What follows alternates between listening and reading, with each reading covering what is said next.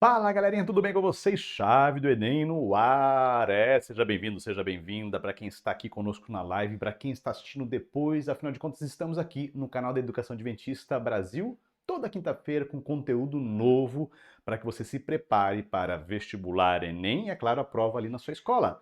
Lembrando que nós trabalhamos sempre com o nosso material da Casa Publicadora, então as aulas que você acompanha aqui, você também pode acompanhar com a sua apostila. Por isso, inclusive, eu já convido você a pegar a sua apostila, trazer aqui e acompanhar a nossa aula hoje, que é noite de matemática. Nós temos ali um tempo hoje dedicado à matemática com o professor Rubens, trazendo para vocês toda a informação necessária para esse começo do bimestre, hein? Estamos começando o segundo bimestre. Semana passada já tivemos linguagens. Hoje, inclusive, depois da live de matemática, tem a correção dos exercícios de língua portuguesa, língua inglesa e literatura. Então não saia daí depois da live. E lembrando que na live de hoje também nós temos, depois da aula de matemática, aquela dica de ouro, a chave de ouro para o Enem. Nós teremos o professor Tuts falando sobre redação. Você percebeu que durante esse ano algumas aulas têm esse momento chave de ouro, onde o professor Tuts traz dicas. E agora nesse semestre ele vai dar dicas sobre redação do Enem. Desde o começo até a conclusão da sua redação, você vai trabalhar aqui conosco na chave de ouro durante esse semestre. Beleza? Então, sem mais demoras, pegou a apostila, pegou água, pegou o suco, pipoca, tá sentadinho ali, se prepare porque está no ar Chave do Enem de Linguagens e rodou vinheta!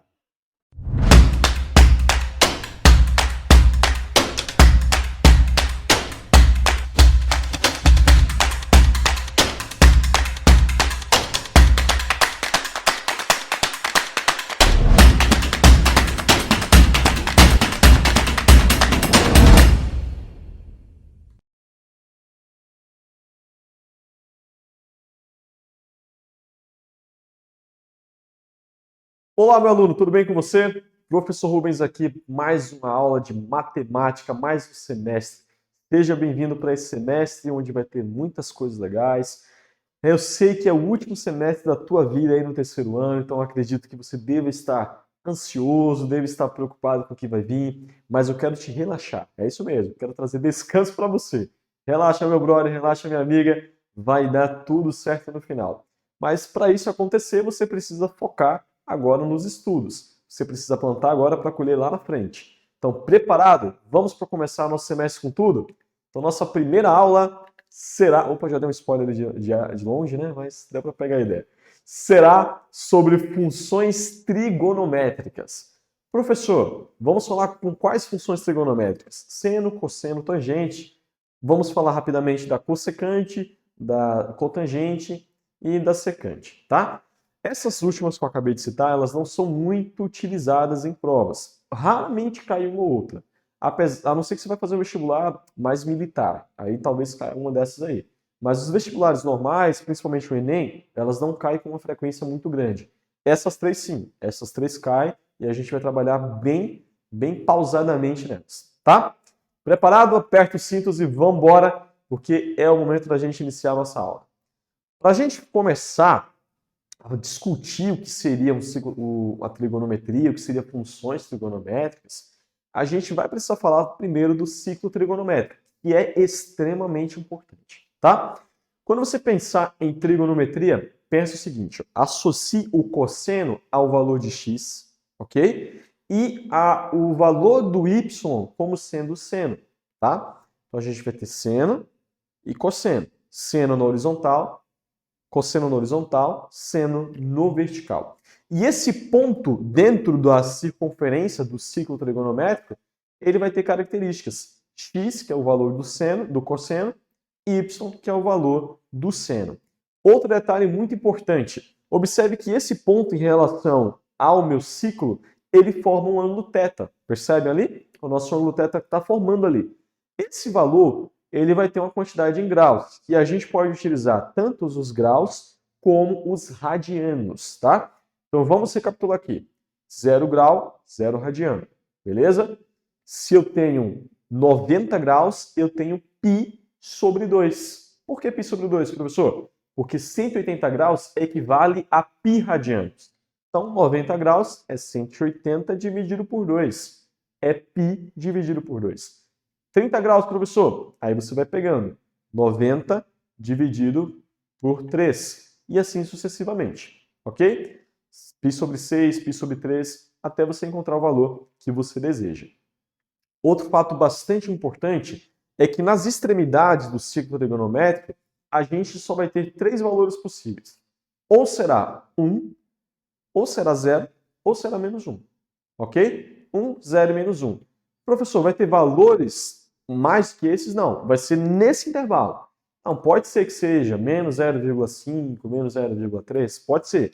Nesse intervalo de 1, 0 e menos 1 é que vai ser a nossa resolução. Então, o ciclo trigonométrico, ele vai trabalhar com o valor de x no cosseno e o valor de y no seno. Não esqueça disso. O valor do cosseno é embaixo, é x, ok? O valor do seno é no y. Perfeito? Vamos lá. Então, funções periódicas, professor. Como é que a gente define isso? As funções periódicas são funções que possuem um comportamento periódico. Anota aí. Ou seja, que ocorre em determinados intervalos de tempo. Basicamente, você tem um intervalo de começo e fim. Começou, foi para o fim, ele volta para aquele intervalo de novo. Ele é periódico, tá? Ele tem um período. E o período ele corresponde ao menor intervalo de tempo que acontece a repetição. Isso é o nome que a gente vai falar. Então, função periódica, você vai ter um período, um valor que vai se repetir dentro de um determinado intervalo, e o valor que sai do começo para o final é chamado de período. A primeira função que a gente vai ver será a função seno. E essa função é muito importante. Como é que a gente define a função seno? É a função que pode ser escrita como sendo y igual ao seno do ângulo alfa. Que ângulo é esse, professor? Esse mesmo ângulo θ que está aqui, tá vendo? A gente vai analisar agora o comportamento do ângulo θ. Só que esse ângulo θ, ele vai variar. Ele não vai ser um ângulo exato, por exemplo, 30 graus, 50, não vai ser. Ele pode ser qualquer ângulo dentro do ciclo trigonométrico. Então a gente não vai analisar o eixo horizontal, o eixo do x. A gente só vai analisar o eixo do y, já que o seno é o eixo do y, o eixo vertical. E o x é o eixo horizontal. Esqueça agora o eixo horizontal e olhe só para o eixo vertical. Voltando lá, a gente tem, olha só que interessante, se a gente for pegar aquele ciclo e colocar em forma de onda, a gente obtém esse período aqui. Agora presta atenção comigo. Eu disse para você que a gente não vai olhar o eixo do x, só vai olhar o eixo do y. Perfeito? Voltando aqui no meu ciclo. Quando o meu ângulo for zero, quem será o meu seno? Bom, se eu estou olhando só para o eixo do y e eu estou olhando para o ângulo zero que está no meio, está no chão, o meu seno não vai ter nenhum representante no eixo do y, no eixo vertical. Se ele não vai ter, a minha resposta é zero. Então, quando o seno for zero, ele parte do zero, parte lá do meio. Quando o seno for 1, quando o seno for π sobre 2, ele vai ter alguém lá em cima. Π sobre 2 é 90 graus, é aqui em cima. Então, quando ele for π sobre 2, ele topa lá no 1. Professor, quando ele der meia volta, quando ele for lá para o 180, quando ele for π, ele volta para o zero. Porque π está aqui no eixo horizontal. Eixo horizontal, o seno sempre vai ser zero. O seno só pode ser 1 e menos 1 no eixo do y, no eixo vertical. Tá? Quando for 3π sobre 2, professor, aí agora ele desce lá para o menos 1. Quando completar uma volta inteira, ele vai lá para o zero de novo. Então vamos ver esse comportamento de onda agora partindo da circunferência em relação à onda que a gente acabou de ver. Olha só que interessante. Veja que o ângulo está indo, ó, partiu do zero, começou no zero. Foi lá para 90 graus, π sobre 2, ele para no 1 positivo. Ele desce lá para 180 graus, para no π. Desce para 3π sobre 2, que é 270, vai para menos 1. Vai para uma volta completa, chega no zero de novo em 2π. Beleza? Fantástico essa nossa animação. Vou até mostrar mais uma vez para a gente poder ver. Opa. Veja de novo, partiu do zero, foi lá no 90, deu 1 positivo, volta para o zero, quando chegar em π, vai para menos 1, quando chega em 3π sobre 2, que é 270 graus, e retorna para o zero em 90 graus. Isso por quê, professor? Porque a gente está olhando somente o eixo vertical, o eixo do y, tá? Quais são os sinais da função seno, professor? A função seno será positiva, os valores dela serão positivos em primeiro quadrante e no segundo quadrante. Nos outros dois, ela é negativa.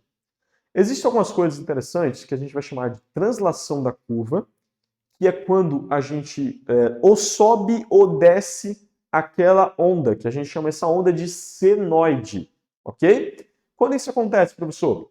Quando você tem na função um valor real, qualquer A, e esse valor real A está somado com o seno do ângulo que você quer encontrar. Pode ser seno de x, seno de alfa. Toda vez que você tiver uma função que tenha um número mais o seno de algum ângulo, ali você tem uma translação da curva.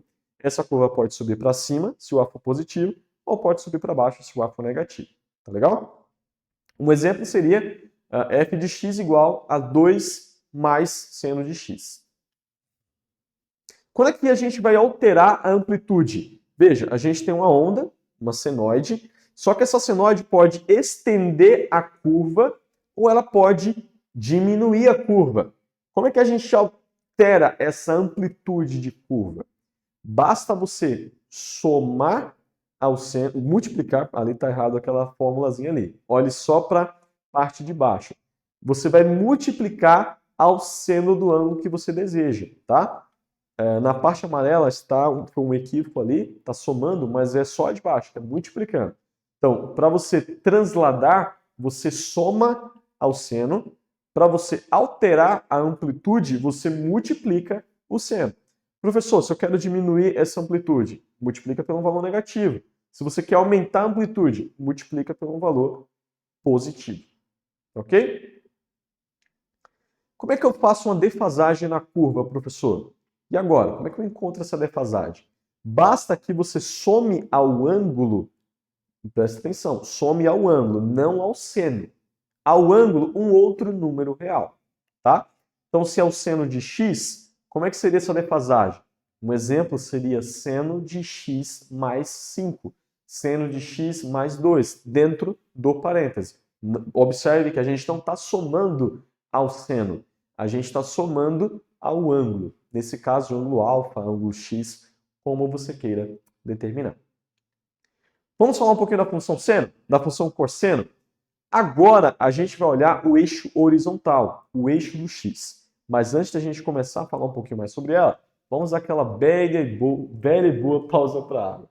Pega aí tua garrafa, a minha bem discreta, por sinal, e vamos nos hidratar.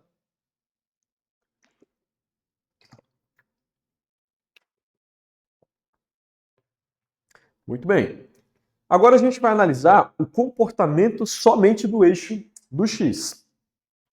Então vamos pensar o seguinte, se na função seno, quando é zero, a resposta é zero, já que está no eixo do x, quando o meu cosseno for zero, quanto ele vai ser? Já que ela é uma função limitada entre 1 e menos 1. Ela só pode ser 1. Quando o cosseno for zero, ela vai topar lá no 1. Professor, quando o cosseno for π sobre 2, π sobre 2, que é 90 graus, ele está lá em cima, no eixo horizontal, no eixo vertical. Quando não for o eixo horizontal, tudo que não for no eixo horizontal será zero. Então, nesse caso, ele vai topar no zero. Beleza. Aí ele foi agora lá para o π, voltou para o eixo horizontal, para o eixo do x. Só que agora ele está do lado esquerdo. Então, ele vai ser menos 1. E ele retorna para o 2π, voltando de novo para o 1. Como é que fica esse comportamento, professor? A gente diz que a imagem dessa função ela é limitada entre menos 1 e 1. A gente diz que o domínio dela é qualquer número real e que o seu período é de 2π, é de uma volta. é de 360. A função cosseno também é limitada entre menos 1 e 1. O valor, o domínio dela é qualquer número real. E o período também é de 2π, já que a gente está trabalhando com uma volta dentro do ciclo trigonométrico. Essa animação vai nos ajudar a entender agora o comportamento da função cosseno. Observe, ela começa a partir do zero, só que no zero ela não tem valores para 1. Então o que acontece? Olha só, no zero ela vai subindo para 1, no π sobre 2 ela desce para o zero, no π ela vai lá para o menos 1, no 270 graus, que é o 3π sobre 2, vai para zero de novo e na volta completa para lá no 1. Então, só voltando aqui, a gente obtém que ela faz 1, 0, menos 1, 0, menos 1, 0 e termina no 1. Tá? É a cossenoide, que a gente acaba identificando essa curva da seguinte forma. Bem, qual é o sinal da função cosseno, professor? Ela vai ser positiva no primeiro e no quarto quadrante. Nos quadrantes 2 e 3, ela será ímpar. Ela será negativa. Muito bem. Depois que a gente viu o comportamento do seno e do cosseno, existe uma coisa bastante importante que a gente tem que frisar, que é o teorema fundamental da trigonometria. O que diz esse teorema, professor? Ele diz que o seno ao quadrado de qualquer ângulo mais o cosseno ao quadrado de qualquer ângulo, pode ser até de x ângulo, qualquer que você queira, pode ser θ. A soma desses dois sempre será 1. E esse teorema vai ser muito importante para você resolver problemas que seja necessário fazer uma aplicação dessa parte. Então, se tem um teorema para você não esquecer, é esse teorema. Seno ao quadrado de um ângulo mais cosseno ao quadrado de um ângulo θ qualquer, ele vai nos dar 1. Vamos falar de função tangente agora? Essa é bastante importante para você lembrar também. A tangente de um ângulo nada mais é do que a divisão do seno de um ângulo pelo cosseno daquele mesmo ângulo. Então, a tangente nada mais é do que uma razão entre o seno e o cosseno daquele mesmo ângulo. Existem ângulos muito importantes para a gente lembrar. São o que a gente chama de ângulos notáveis, tá? Então, o ângulo de 30 graus ele tem uma resposta. E essa resposta vai ser importante para a gente resolver na hora de calcular algumas questões. Por exemplo, a tangente de 30 ela é raiz de 3 sobre 3. A tangente de 45 vai ser 1. A tangente de 60 é raiz de 3. Professor, eu estou observando ali que o cosseno está como divisor. Então, quando for cosseno de 0, quando for cosseno de π sobre 2, vai ficar 0 embaixo. Só que não existe divisão por 0, professor. E agora? É isso mesmo. Vai existir intervalos que não existem valores para a função tangente. Porque, observe, o meu cosseno ali precisa ser diferente de 0. Então, em π sobre 2, ele não vai existir função tangente, porque o cosseno é 0. Então, observe a imagem. A imagem é os reais, mas o domínio não vai ser todos os valores de x que eu posso colocar ali. Não é qualquer ângulo que eu posso colocar no valor de alfa. Por exemplo, em π sobre 2, jamais haverá função tangente, porque em π sobre 2 o cosseno é 0, tá? Isso para qualquer π sobre 2 mais um κπ qualquer. Qualquer volta que você der no ciclo trigonométrico, tá? Qualquer meia volta que você der. E o período, professor? Ele vai somente em 180 em 180. Então ele vai de meia volta em meia volta. Olha o gráfico dele aí, observe. Veja, vai de π em π, mas nunca toca no eixo onde tem π sobre 2. Ok? Para nós finalizarmos, nós vamos falar das funções secante e cossecante. Ok? Essas funções elas não são muito cobradas, mas é importante a gente frisar na hora da gente estudar. A função secante ela é o inverso da função cosseno. Como assim inverso, professor? Se eu tenho, por exemplo, 1, que é o inverso de 1, se eu tenho 2, que é o inverso de 2, é 1 sobre 2. Tá? O inverso da secante é 1 sobre o cosseno. Então, haverá lugares também, assim como na função tangente, que não haverá solução para essa função. Não vai ter lugar onde toca essa função. Onde vai ser? Também π sobre 2. Então, ela vai ter a imagem indo de menos 1 a 1, ok? O domínio dela vai ser os reais, exceto π sobre 2 e variante do π sobre 2, as voltas que você dá em π sobre 2, e o período é 2π, perfeito? A função cossecante, assim como a secante é o inverso do cosseno, a cossecante é o inverso do seno. Então, a mesma ideia da cossecante que a gente acabou da secante que a gente acabou de notar, vai se repetir na cossecante. Você vai ter agora 1 sobre o seno. Note comigo que também a gente vai ter lugares onde essa função não vai tocar no eixo. Por quê, professor? Porque o seno precisa ser diferente de zero. Então, a minha imagem vai ser no intervalo aberto de menos 1 a 1, ela nunca vai tocar nesses valores, e o seu domínio jamais poderá ser o valor de π, porque o seno de π é zero. Então não pode ser.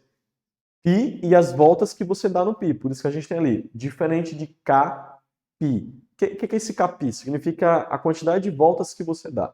E o período dela, professor? É de meia volta. Sempre de meia volta, porque nunca vai encostar lá no π. Tá certo?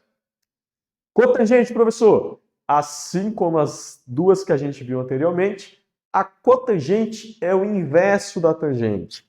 Então, em lugares onde a tangente é zero, o domínio dela também não entra. Que lugares são esses, professor? Π também. A tangente ela é zero quando é π. Então, nesse caso, a gente não vai ter a cotangente existindo para essas partes. Vamos terminar com a atividade? Vamos fazer? Vamos fazer o seguinte, eu vou ler a atividade com você, você vai pausar agora e vai tentar resolver, perfeito?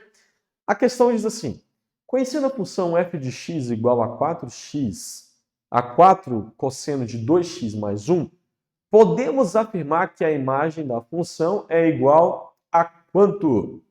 Pausou? Tenta resolver que a gente volta já já. Ok? Resolveu?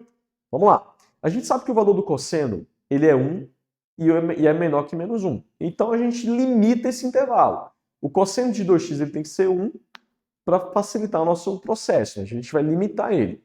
Então f de x, trabalhando com cosseno de 2x igual a 1, ele pode ser 4 vezes 1 mais 1. A gente está pegando um caso onde o meu cosseno vai ser 1, já que ele é limitado entre 1 e menos 1. Perfeito? Ou de menos 1 a 1, como você queira falar no intervalo. Então, para a primeira solução, a gente vai ter que o f de x vai ser igual a 4, vai ser igual a 5. E se o cosseno de 2x for igual a menos 1, professor? O outro intervalo, como é que vai ser? Aí no lugar do x, no lugar do cosseno de 2x, você coloca o menos 1. Então fica 4 vezes menos 1 mais 1. Vai nos restar menos 3. Então note comigo que agora tem uma função. A imagem da minha função vai ser o intervalo que vai de menos 3, que é o caso onde o cosseno é negativo, e vai até 5, que é o caso quando o cosseno é positivo. Então, qual é a dica dessa questão? É você pegar o cosseno de 2x e limitar ele para menos 1 e 1, e achar o intervalo que você quer. Nesse caso, alternativa letra B, para você que acertou, parabéns, mandou super bem. Querido aluno, foi um prazer estar aqui com você, que Deus te abençoe, te ilumine, nos vemos na próxima semana com a resolução do nosso simulado. É isso, e tchau!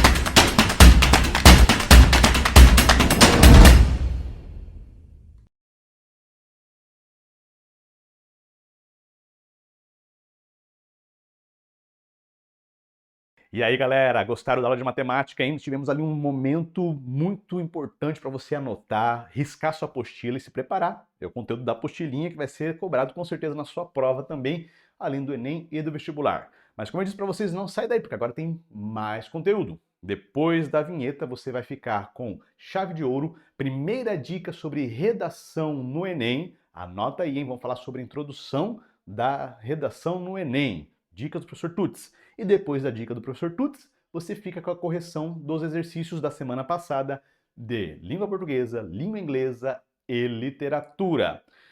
Aí sim, acabou a literatura, acabou nossa live e nos vemos na próxima semana com Ciências da Natureza, Química, Física e Biologia. E não se esqueça, a partir do final dessa live, abre a lista de exercícios de matemática. Combinado então? Um forte abraço, não sai daí, rodou a vinheta!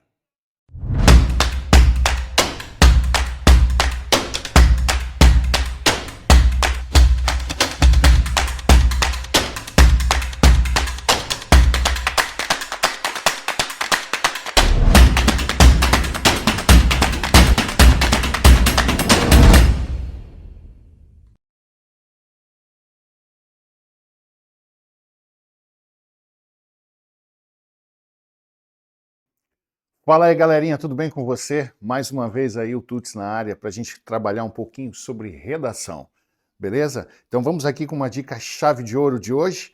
Vamos trabalhar como que nós entendemos e construímos a introdução do texto. Bora lá comigo? Papel e caneta aí. Vamos lá? Primeira coisa que eu quero que você perceba é entender a redação como 4 caixas, tá? Então hoje nós vamos trabalhar com uma caixa que se chama introdução, beleza? Então vamos imaginar aqui uma caixa. Perdão pelo desenho, porque isso aqui, gente, isso aqui tem que ser habilidoso para mexer com esse trem aqui, hein? Então olha lá, eu tenho uma caixa. Só que eu estou falando de uma caixa chamada introdução. Nós vamos escrever na introdução. Pensa que esse bloco aqui é a introdução, correto? Nós vamos escrever na introdução 3 blocos, então 3 caixas. Eu já te explico, só faz essas 3 caixas aí comigo, ok? Então aqui eu tenho 3 caixas. Então isso aqui nós chamamos de introdução, ok? Fechou isso comigo? Porque essas 3 caixas, cada uma dessas caixas aqui entenda como um período, tá? Então nós vamos escrever 3 períodos no mínimo na introdução, fechou? O que eu escrevo no primeiro período, Tuts? Nesse primeiro período, você vai colocar a sua contextualização, o seu contexto, fechou? Ok? Então, um período. Nossa, professor, lembra, gente, o que é um período? Cara, toda vez que tu colocar um ponto, é um período, fechou? Então, parágrafo, ponto, um período.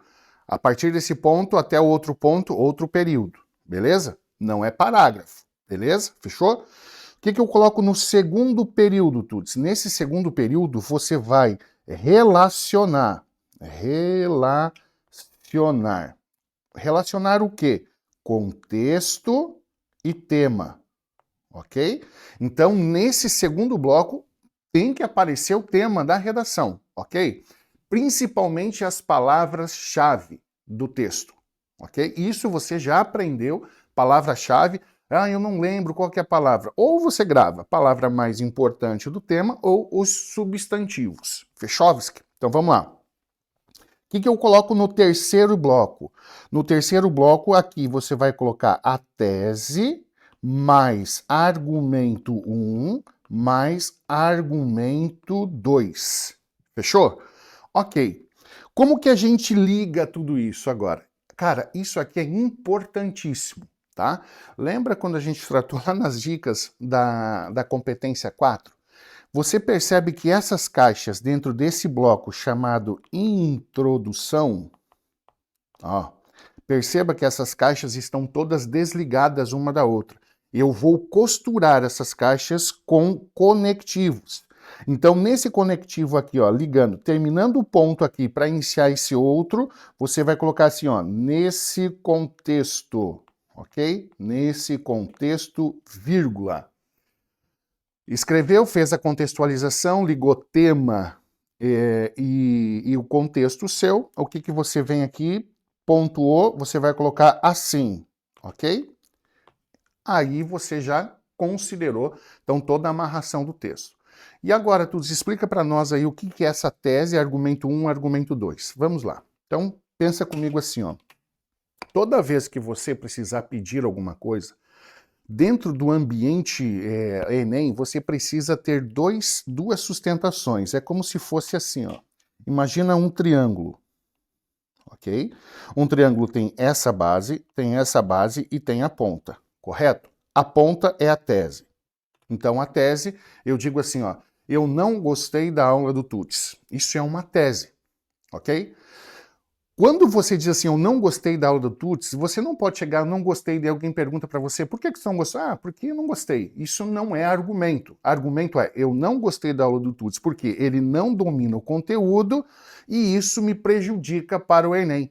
Você percebeu que você deu uma tese, sustentou essa tese com argumento 1 e argumento 2? Então, aqui é o que nós chamamos da base 1, aqui a base 2. Aqui você sempre vai priorizar colocar uma causa e aqui você vai colocar uma consequência. Perdão da letra aí, hein? Consequência. Como assim, ó? A causa da tese, o porquê isso está acontecendo e o que vai percorrer, o que vai acontecer se persistir isso. Vamos lá, imagina que o tema da redação fosse cancelamento nas redes sociais. E aí a sua tese seja que o cancelamento nas redes sociais é um prejuízo à liberdade de expressão, ok? Por que é um prejuízo à liberdade de expressão? Vamos para o argumento 1, porque ele não leva em consideração a lei constitucional, ok? A causa. E não levar em consideração a lei constitucional, o que isso causa? Qual é o problema disso? O que leva a isso? Leva as pessoas não terem mais o quê? Empatia, as pessoas se odiarem, entendeu? Você liga a sua tese, argumento 1, argumento 2. Fechou? Então vamos fazer um apanhado geral dessa dica de hoje, chave de ouro de hoje? Vamos lá? 3 bloquinhos na introdução.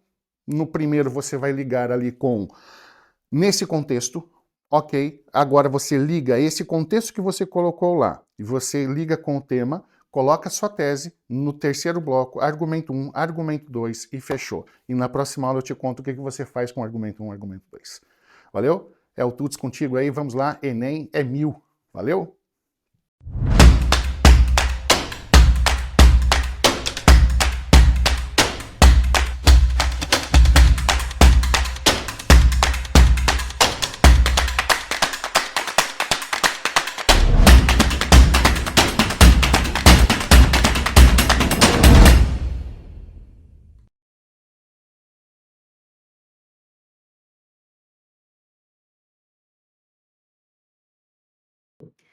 Fala, galerinha! E aí? Tudo certo? Conseguiram resolver as questões? Então vem aqui com a gente no Chave do Enem, tirar as suas dúvidas caso você tenha, ou firmar aí os conceitos para que você possa arrasar aí no seu vestibular e no Enem. Então vem aqui comigo para a nossa primeira questão de hoje. Nessa primeira questão nós tínhamos aí esse texto e a pergunta relacionada a ele era a seguinte, ó: assinale a alternativa em que tais marcas estão corretamente destacadas. Que marcas, né? Então a gente vai ter que ler um pouquinho ali antes, ó. Quando o autor cita de modo explícito o discurso de outros autores ou instituições para assim fortalecer os seus argumentos, as marcas linguísticas do discurso citado podem aparecer na superfície do texto. Assinale a alternativa em que tais marcas justamente que apresenta o discurso de outros autores para fortalecer os seus argumentos, estão corretamente destacadas, tá? Ah, gente, isso é fácil, né? Já que a gente está trabalhando aí a questão das marcas linguísticas que podem trazer tanto pessoalidade como impessoalidade àquilo que a gente diz, o que você diria? Qual é a resposta? Vamos lá? Se você marcou a alternativa C, essa é a alternativa correta, tá?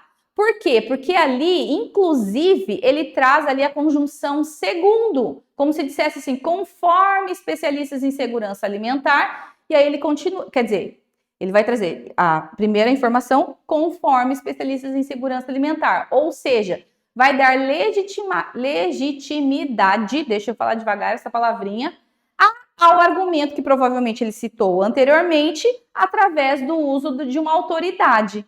E é esse trecho que vai fazer isso. Na alternativa B, por exemplo, ele fala do Covid. Só que ele fala no sentido ali de trazer uma informação e não como uma comprovação, uma confirmação de algum argumento que ele já tinha dito.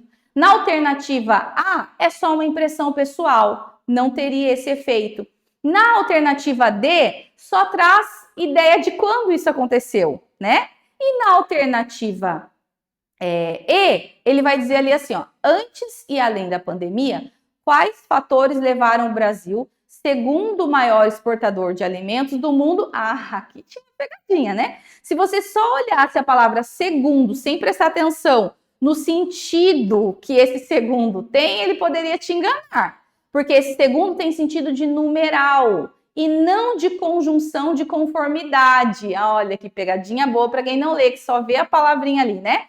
Então, não teria como ser, porque ali é segundo no sentido de numeral e não de trazer um autor para confirmar a argumentação que você fez, ok?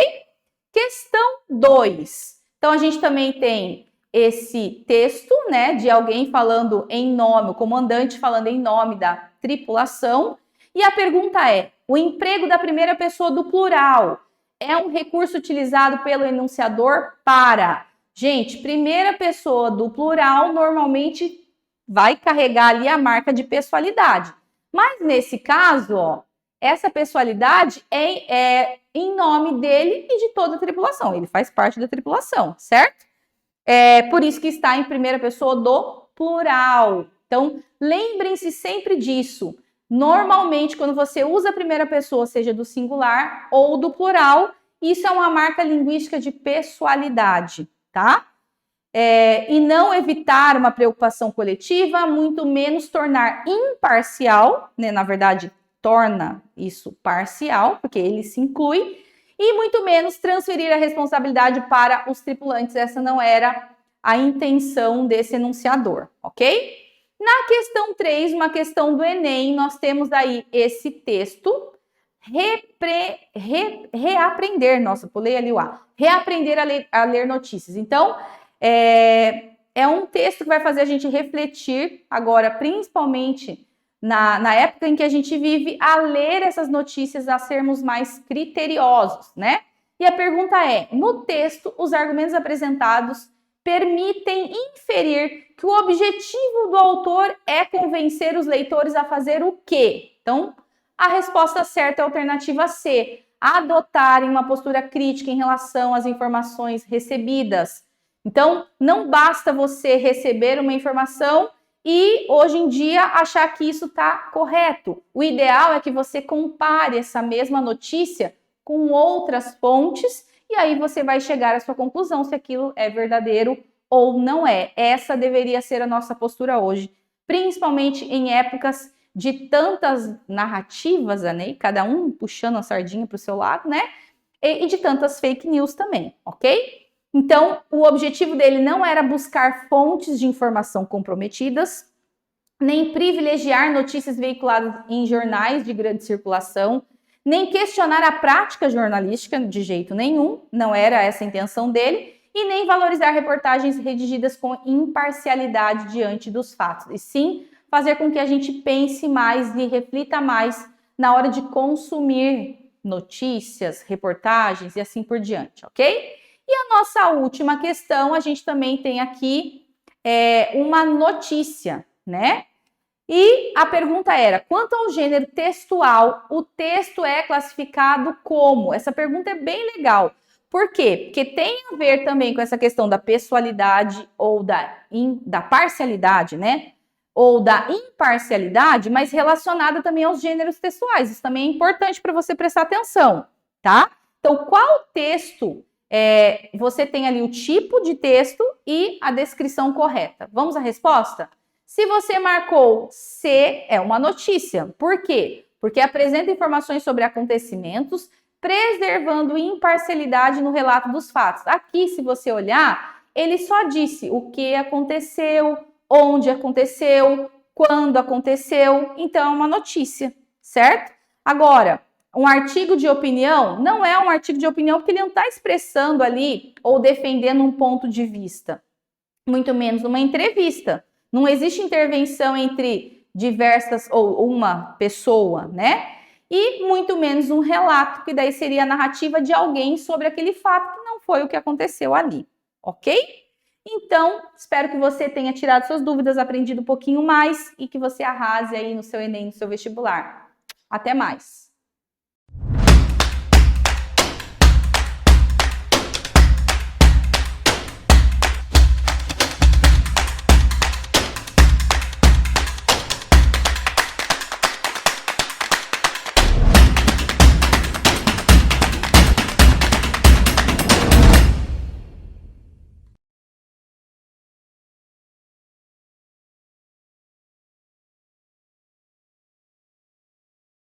Hey everyone, I'm back. Estou de volta. Bora corrigir os nossos exercícios. Como é que foi? Deu bom, né, gente? Eu vi, deu bom, deu bom. Olha só. Mais uma vez, lembrando que o Enem não pergunta sobre gramática diretamente, mas nós temos a gramática dentro do texto, então eu busquei colocar ali textos que vocês usariam ali a gramática para os estudos, ok? E a primeira é hip hop music. Hip hop music is a musical genre which developed as part of hip hop culture and is defined by... Pronto, temos ali nossa gramática logo na primeira linha. Is defined by.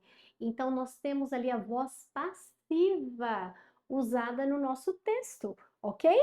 Então, sendo a música uma das formas de manifestação cultural, o rap brasileiro, a partir das informações do texto, tem sido caracterizado por quê? E aí, o que você encontrou ali no texto que te leva à resposta? Se você colocou a letra B, está certo. Então, como instrumento de reflexão crítica do jovem da periferia, e eu destaquei ali para você aonde você encontraria essa resposta, ok? Então, olha lá, segunda questão também, olhando a parte de gramática que nós aprendemos sobre phrasal verbs, prepositional phrasal verbs também. Logo na primeira linha, a gente já encontra 2. Prior to taking retirement and selling of his land. Selling of, né? De despachando, vendendo, passando para frente. A farmer needed to get rid of. Get rid of. Temos ali também outro phrasal verb, get rid of. Então, é se livrar dos animais. Então, você tem que saber, gente. Olha só que importante você saber o sentido, o significado desses phrasal verbs para que o texto faça sentido, para que a tradução aconteça. Então, olha lá, o texto fala sobre esse fazendeiro que está prestes a se aposentar e vender sua fazenda. Qual é o aspecto cômico deste texto?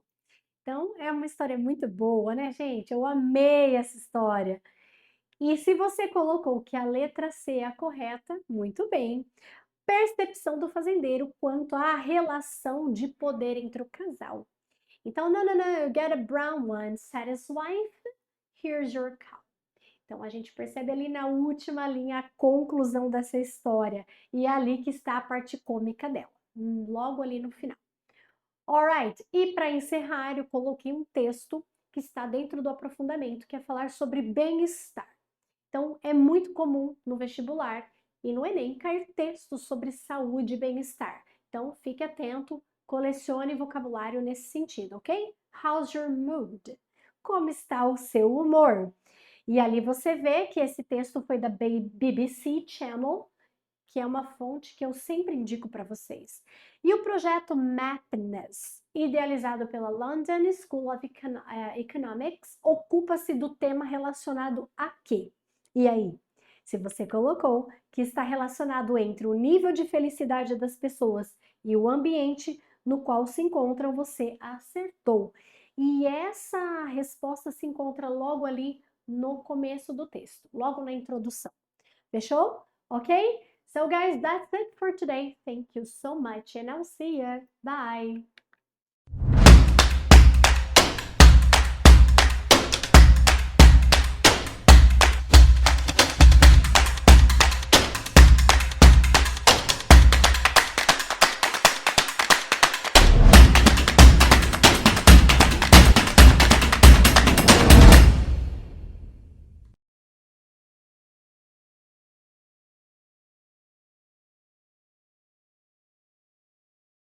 Olá, e aí, preparado para resolver os exercícios do simulado que você fez? Vem comigo, vamos lá para a resolução? Primeira questão aí, uma questão do Enem, focada em Dalton Trevisan, tá? E aí, o título da obra é Em Busca de Curitiba Perdida, e vamos ver o que o Enem pediu nesta questão. A tematização de Curitiba é frequente na obra de Dalton Trevisan. No fragmento, a relação do narrador com o espaço urbano é caracterizada por um olhar. Gente, Dalton Trevisan, escritor paranaense curitibano, tá? Morou a vida inteira em Curitiba, morreu em Curitiba e ele sempre retratou dentro das suas obras o cotidiano da capital paranaense, beleza? Então, o que a gente vê, né? A relação do narrador com o espaço urbano é caracterizada por um olhar. Que olhar é esse, gente? Marcado pela negatividade, que busca desconstruir perspectivas habituais de representação da cidade. Vamos voltar ao texto? Aí diz assim, ó, Curitiba, aquela do burro brabo, um cidadão misterioso morreu nos braços da Rosicler. Quem foi? Quem não foi? Foi o reizinho do Sião, da Ponte Preta da estação, a única ponte da cidade sem rio por baixo. Esta Curitiba viajo. Curitiba sem pinheiro ou céu azul, pelo que vós me sê é, província, cárcere, lar. Esta Curitiba, e não há outra para inglês ver. Percebeu? Então ele está falando o quê? Da área marginal de Curitiba, aquela que o turista não vê, porque o turista vê o Jardim Botânico, o turista vê o Parque Tanguá, então por isso, né, a resposta é a letra B, tá? O narrador ele vai mostrar essa negatividade por meio de uma Curitiba sem céu azul, sem pinheiro, sem aquela foto bonitinho, os pontos turísticos que nós conhecemos e que os turistas vêm para Curitiba para conhecer. A questão 2 é da Universidade Estadual da Paraíba e diz, né, nós temos aqui um trecho, tá, da obra O Alto da Compadecida, do Ariano Suassuna, e diz assim, ó, o Alto, jogo linguístico de origem medieval, peça em que certas atitudes consideradas pecaminosas eram questionadas através de uma carga de humor, foi incorporado à produção literária brasileira ou literatura feita no Brasil, como bem fez o padre José de Anchieta com a sua escrita evangelizadora e moralística, de forma que, mesmo distante, hein, gente, tá difícil a leitura aqui, hein? De forma que, mesmo distante no tempo e no espaço, este tipo de texto alcança um vasto público, como é o caso de O Alto da Compadecida, de Ariano Suassuna. Considerando os fragmentos abaixo, marque a alternativa correta. Então, eu não vou ler o fragmento abaixo, você leu para resolver a questão, certo? Então, vamos lá? O que a gente tem aí, né? Diante do que nós lemos, tá? Vamos marcar a alternativa correta. Qual alternativa você marcou como correta? Vamos lá? É a letra E. Os vícios dos homens e da sociedade estão em todas as peças de Gil Vicente, representados por frades libertinos, magistrados corruptos, mulheres adúlteras. E aí, quando você vai no alto da barca do inferno, você vai ver esses personagens dentro da obra escrita por Gil Vicente, tá? Essa obra, ela retrata esses frades libertinos, magistrados corruptos, mulheres adúlteras, tipos que proliferam quando as sociedades esquecem os valores éticos e morais. Quem fala isso é o João Domingues Maia. E essa característica também é observada na peça de Ariano Suassuna, O Alto da Compadecida, porque nós vamos ter frades, né, padre libertino, nós vamos ter autoridades políticas corruptas, vamos ter mulher adúltera, certo? Então, retratada aí dentro da obra O Alto da Compadecida. E a última é um texto da Lígia Fagundes Telles, representante da ficção contemporânea. A prosa de Lígia Fagundes Telles configura e desconstrói modelos sociais. No trecho, a percepção do núcleo familiar descortina um ou descortina uma. O que você marcou aí? Pacto de atitudes e valores mantidos à custa de ocultações e hipocrisias. E se você leu o texto, o conto, você vai ver que vai retratar justamente essa imagem de família perfeita, por meio das fotos que aparecem no álbum, até que alguém se levanta e fala assim, olha, isso não é verdade, fulano era assim, o outro fez isso, o outro fez aquilo, que é o que é retratado né, na obra da Lígia Fagundes Telles aqui, que ela descortina essa família cheia de valores mantidos à custa de aparências. Beleza, gente? Com isso, encerramos a nossa correção e a gente se encontra até outro momento aí. Beijos, até!